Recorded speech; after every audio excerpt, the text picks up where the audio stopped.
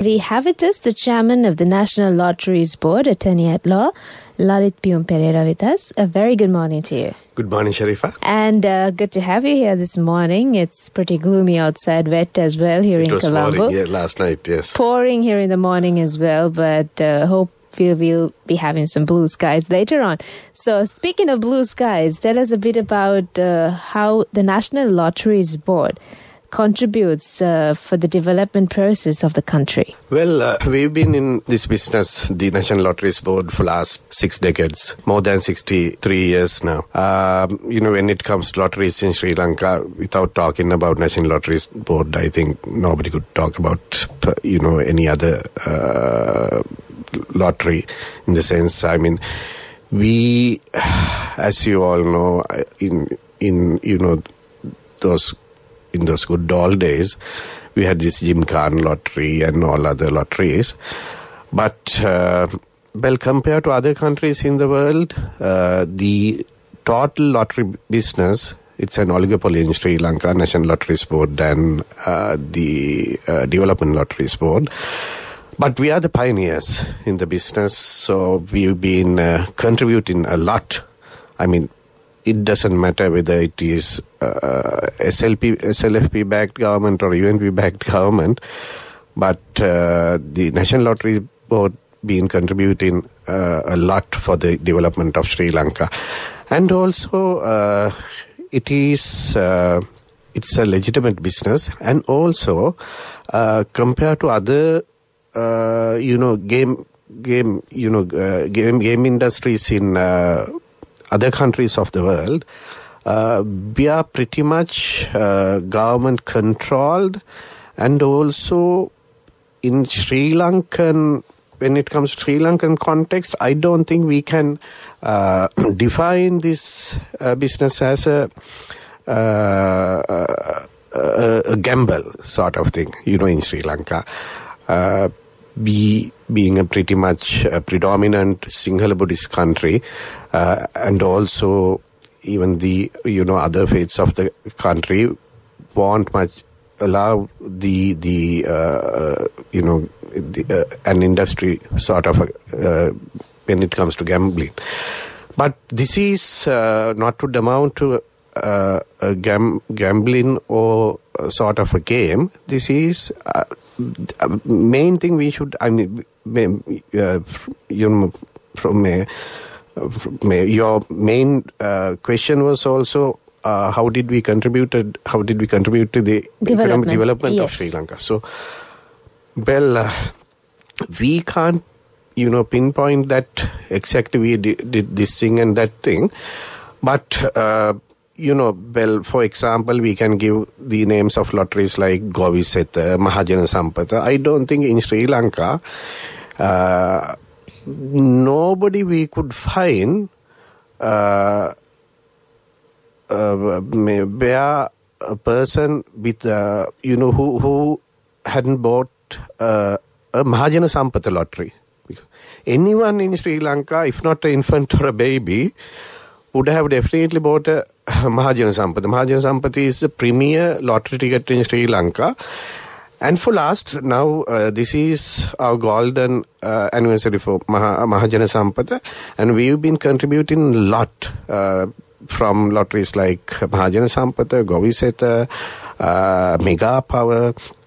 And we have reached, both National Lotteries Board and Development Lotteries Board, we have reached almost about 21% of Sri Lankans are buying lottery tickets.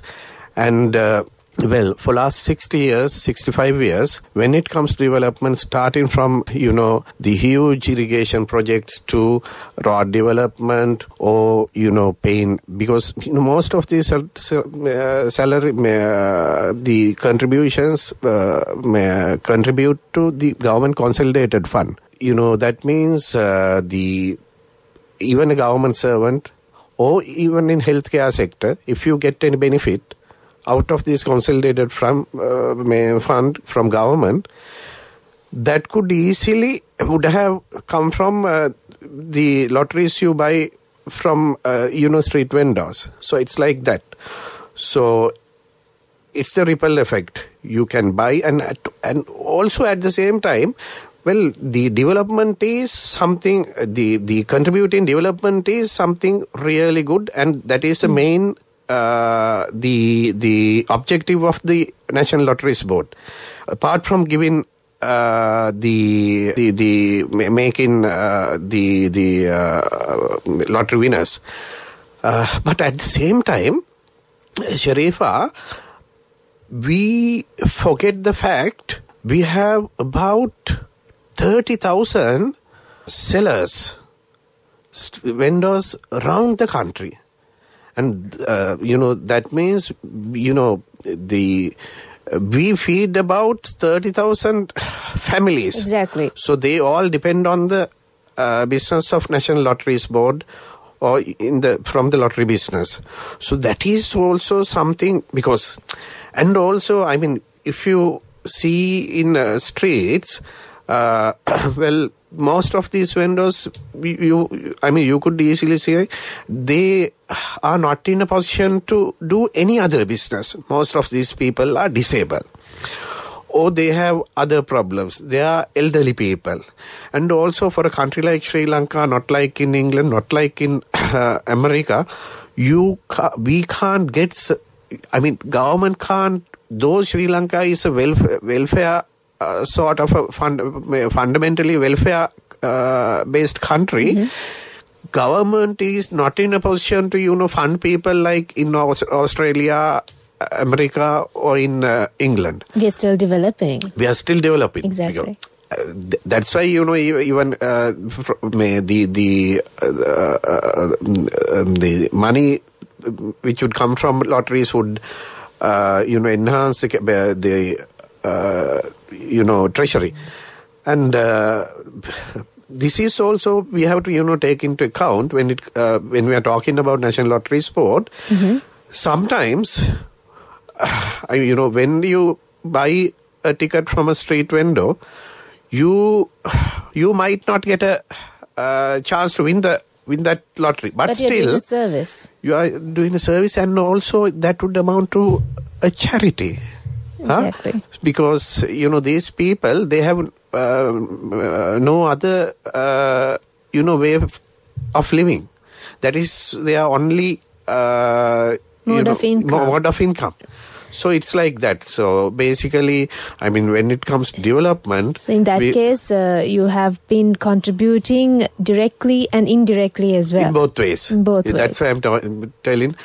Even in other ways now, for in most of these, especially you see for the sports development of Sri Lanka, for the youth development of Sri Lanka, for the healthcare. Now, well, when it comes to healthcare in Sri Lanka, now we all, compared to other countries during this corona period, how did we combat this, corona epidemic? You're listening to Radio Sri Lanka, and well, we've got 5 minutes to 9. A very good morning to you if you happen to just tune in. So we had Stevie Wonder on the show with Ebony and Ivory, and we are talking to the chairman of the National Lotteries Board, Tanietlo Lalitpium Pereira, on how the National Lotteries Board has contributed towards the development of the country. And we were hit by a terrible pandemic, and it's not only Sri Lanka, it's worldwide, it's a global issue. So tell us about how NLB overcame this situation, and this pandemic is still going on, but what has the National Lotteries Board done with that regard, and what's in store in the future? Sharifa, we all know that we never expected, this sort of a pandemic in our life. It's like sort of a tsunami, right?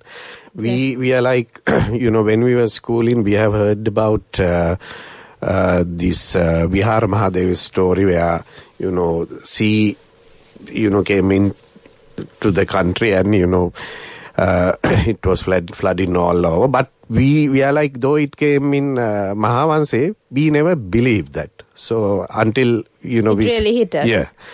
So it's like, we heard about this Spanish flu and all, But we are like, we never thought in our life we would have to face this sort of situation. Another plague like that. Yeah. And also, we didn't have any experience of this sort. So same thing applies to NLB as well, National Lotteries Board.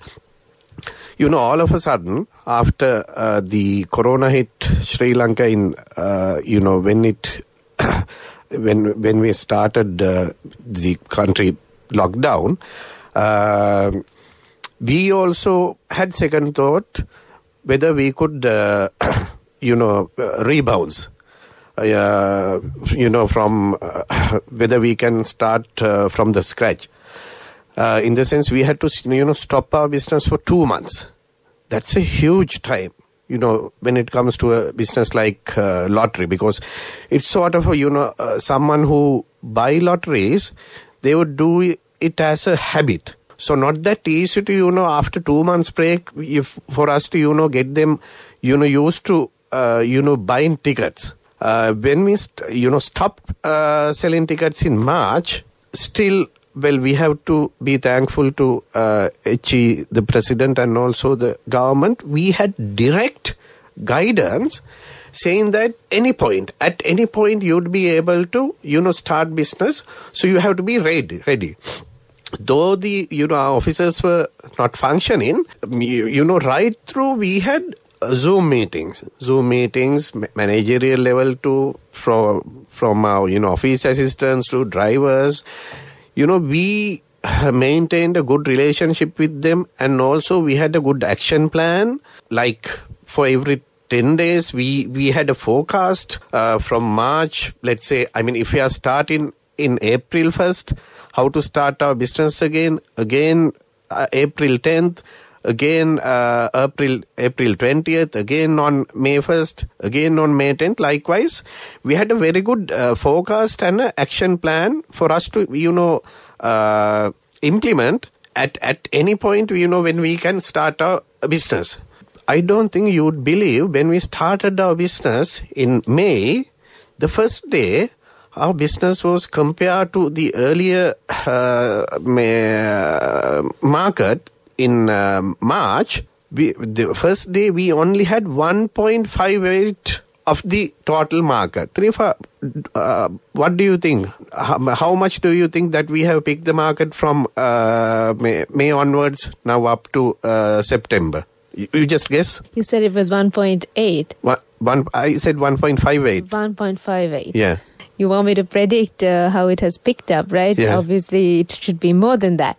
So around, I don't know, 5.3.